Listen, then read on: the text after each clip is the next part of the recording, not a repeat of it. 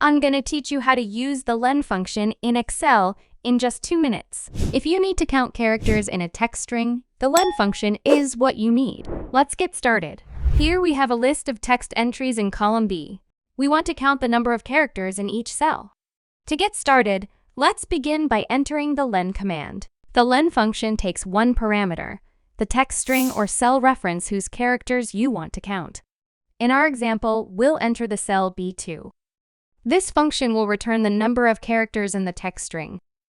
So type equals len B2 and press enter.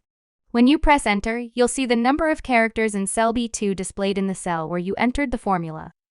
Now, let's copy the formula to the cell below. Click on the bottom right corner of cell C2 and drag it down to cell C3. Notice that the number of characters in cell C3 is higher than in C2, even though the text looks the same. Why is this? Before we figure it out, if you want to become an Excel master, I'm giving away my $397 beginner to expert Excel course for free to all my subscribers. All you need to do is subscribe to the channel, like this video, and comment "I want the course" below. I'll send you a personal link to download it for free. Now let's continue. Notice that the number of characters in cell C3 is higher than in C2, even though the text looks the same.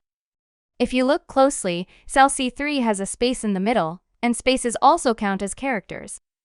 That's why the count is higher. Let's do the same for another cell. Drag the formula down to cell C4. You'll see that the number of characters in cell C4 is even higher than in C3, even though the text looks the same. Why is this?